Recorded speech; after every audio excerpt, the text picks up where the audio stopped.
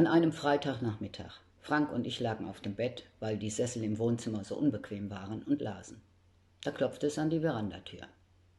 Zwei Araber in ihren traditionellen weißen Gewändern begrüßten Frank überschwänglich, indem sie ihn mehrfach links und rechts auf die Wange küssten. Hoher Besuch, flüsterte Frank mir zu. Der Präsident und der General Manager einer amerikanischen Schifffahrtsgesellschaft. Die beiden Männer sahen geflissentlich über mich hinweg. Und als ich keine Anstalten machte, das Wohnzimmer zu verlassen, wedelte einer von ihnen ungehalten mit der Hand in meine Richtung. Aber Frank sagte, "This is my house, she can stay." Ich hatte aber keine Lust, nur geduldet zu sein, und darum ging ich ins Schlafzimmer und horchte aber an der Tür.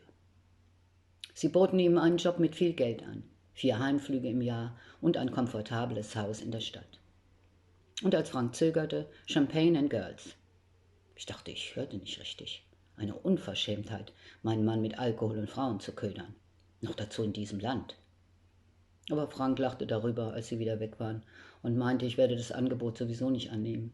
Ich bin doch noch gar nicht lange genug hier, um das richtig einschätzen zu können.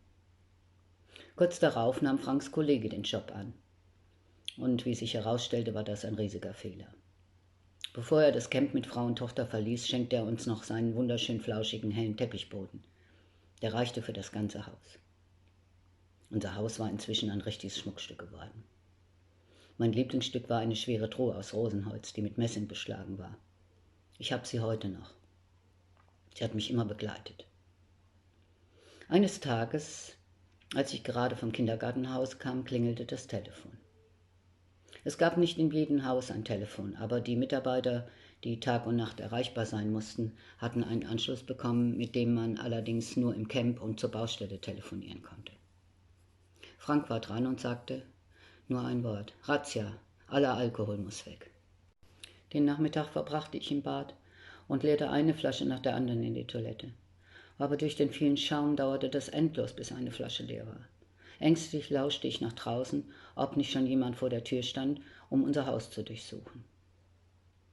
Ich hatte erst einen Teil des Alkohols weggeschüttet, als Frank nach Hause kam und meinte, du kannst damit aufhören. Die Polizei ist wieder abgerückt. Sie hatten die Bar geschlossen, den Alkohol konfisziert, und mir war wieder mal mit einmal bewusst, dass der Schutz des Camps nur eine sehr vage Sicherheit darstellte. Wegen der großen Hitze blubberte unsere Toilette noch lange danach, und von dem Reiswein, den ich hineingeschüttet hatte, stiegen immer wieder Rosinen in die Kloschüssel hoch. Aber wir Frauen produzierten fleißig neuen Alkohol, das Leben ging seinen geregelten Gang. Frank arbeitete weiter, fast rund um die Uhr, und hatte bald danach ein großes Problem. Weil in einer Ladung Lebensmittel aus Deutschland Spargelcremesuppen waren, auf deren Verpackung ein Schinkenbrot abgebildet war, konfiszierte der Zoll die gesamte Fracht, die wir ganz dringend benötigten. Bei den arabischen Zöllnern bestand der Verdacht, dass der Inhalt der Tüten mit Schweinefleisch verunreinigt war. Es dauerte Tage, bis die Saudis in ihren Laboren alle Nahrungsmittel untersucht hatten. Schließlich fanden sie nichts, aber dafür in dem fürs Backen gedachten flüssigen Vanillearoma Alkohol. Trotz Franks Verhandlungsgeschick wurde die Auslieferung ans Camp erneut gestoppt. Frank kam inzwischen immer besser mit der Coast Guard zurecht, in ihm lag die arabische Mentalität.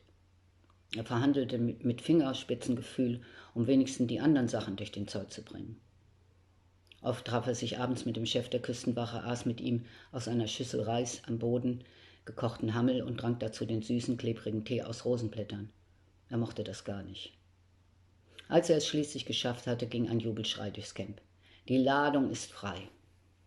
Jede Familie hatte übrigens eine Karte, auf der die Einkäufe registriert wurden.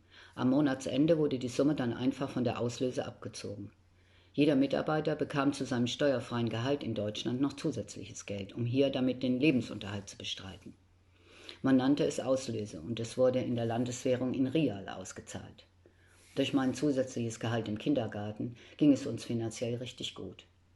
Und wir konnten Franks gesamtes Gehalt sparen.